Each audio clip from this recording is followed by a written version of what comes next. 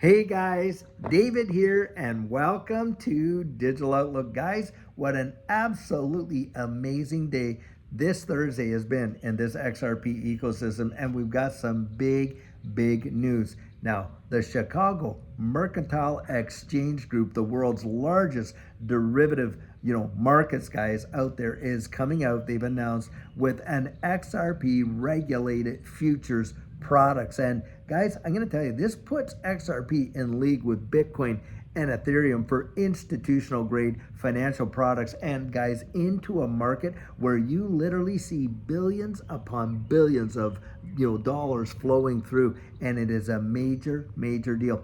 And it seems to me like, guys, we're just getting one more confirmation after another as to what's coming for this space. We have seen just so many things take place in such a short period of time. When Ripple went out there and they acquired Hidden Road, and of course Hidden Road being a clearinghouse, then Hidden Road gets approved for a broker dealer license, and at the same time now you're having the Chicago Mercantile Exchange putting out XRP futures and stuff like that in this derivative market. It would not surprise me, guys, if we don't see just a massive supply crunch on XRP. And we're getting big news out there, of course, that these exchange traded funds are going to be approved in very short order, XRP being the next one on the list. You got 70 different applications in this blockchain space that are, in 2025 before the SEC, and 19 of those are for XRP. What a percentage, guys. There is so much institutional interest in XRP. It is truly wild. And in fact, we've seen volume spikes in XRP, and the wallet addresses big time. And for all these folks that say, hey, you know what? And I've talked to a lot of them, no interest. There's no interest for XRP. Are they really using it in the wide world? And guys, you really don't have to go too far to find out that they are. In fact, when I was doing coaching today with one of our clients, I was showing them how you can actually go onto Ripple's website. You can look at their quarterly reports, and you can see the sales of XRP to on-demand liquidity partners. And guys, if there is nobody using XRP for the cross-border payments, like a lot of the fuzzers like to say, then who is gobbling up the $360 some million worth of XRP, that is being sold by Ripple to ODL partners, right, in order to be utilized for that? Obviously it is. Now we know Japan is massive, and banks in Japan are getting ready to be using XRP right across their financial system. And SBI, of course, being one of the biggest ones in Japan, Yoshitaka Kitao, I think, or something like that, who is the CEO, has absolutely confirmed that that is what is going down. And of course, SBI Remit, which is a derivative of those guys, they're putting in millions upon millions, if not billions, of cross-border remittances per day, and they're utilizing XRP and the XRP ledger as a bridge asset to do that. So we are seeing, this real, absolute fundamental shift happen right before our very eyes. Most people are unaware of it. That is what really staggers me. How many people are completely oblivious to this financial infrastructure and the change that is being brought upon them, and have absolutely zero clue?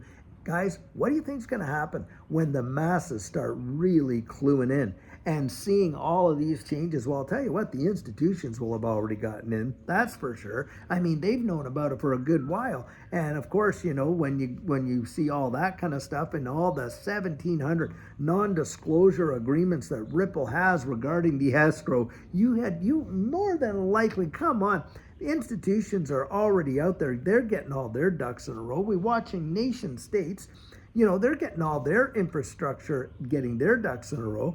And one way to know that, guys, and I was reminded of it today when I was talking to one of my other clients. Look, you can go on to the atlanticcouncil.org and watch a CBDC tracker.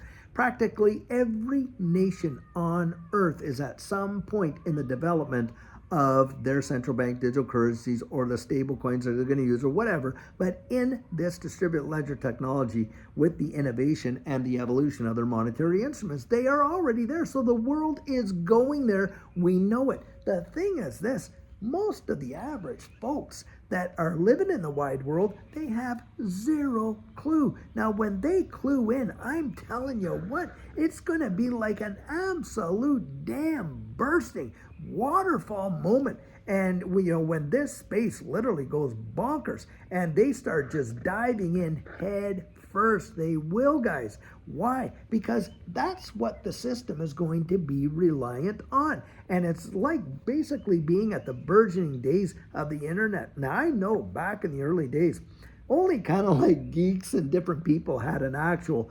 ISP, internet service provider. Well, guys, come on. I don't think there's anybody I know that doesn't have one now. I mean, we're all connected to it one way or the other, either through mobile data, through Wi-Fi, or whatever. And hey, there's lots of folks. They don't even get an ISP for themselves, but they use the Wi-Fi, don't they? They go out there to Starbucks and all these various places that offer it, and they utilize it around there. They don't go out and pay for it, but it's available to them. My point is this: everybody and their dog is using it now.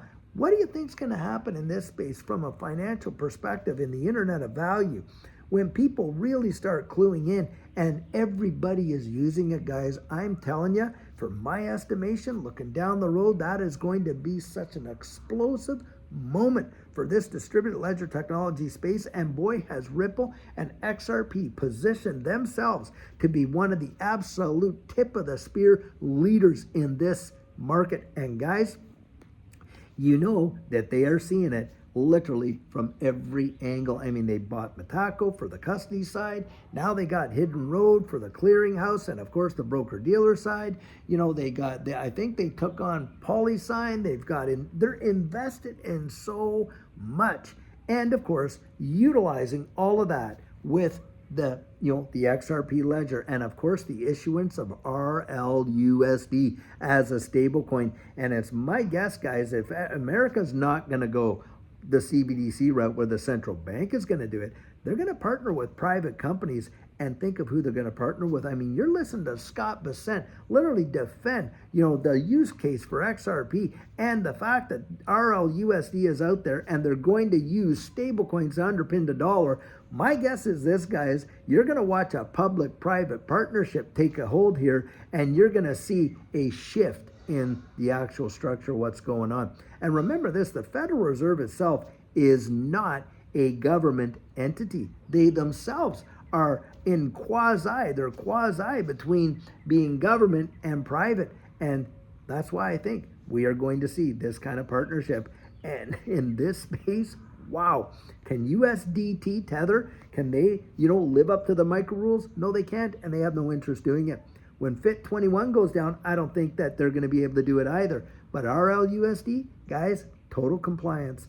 And on top of that, the ability to interact, around the wide world in practically every jurisdiction. And don't think it's not coming here in the US, guys. It is. And it's going to be absolutely phenomenal when we see the transition. And in my estimation, we're not talking very long, guys. We're probably talking 6 to 12 months, 18 at absolute max. That's what I believe, before we see this whole infrastructure take place. Now, I want you to think about something.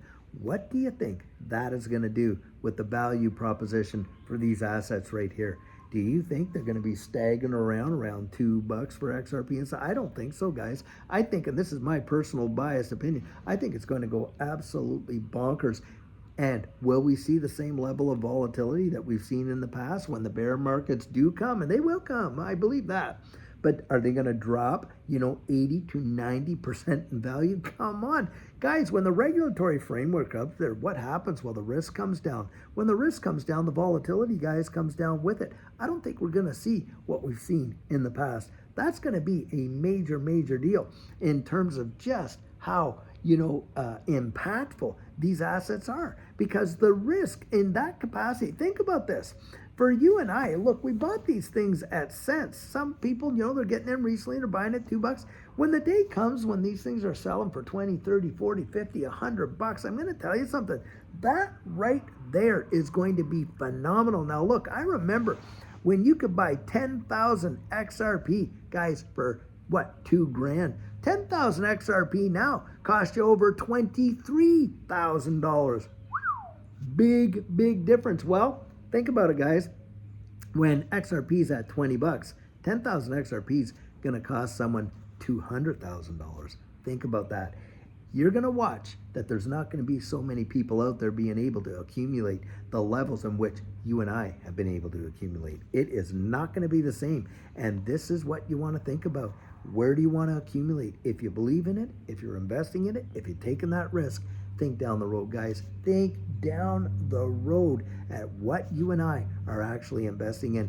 We are investing in literally the fourth industrial revolution and the evolution of monetary instruments as we know them. And guys, that has not happened, that evolution, probably in the last 100 to 2, maybe even 300 years. It is going to be phenomenal. So I'll tell you what, guys, tomorrow we're going to have another amazing video. And I'll tell you, until then, have a fabulous one and take care.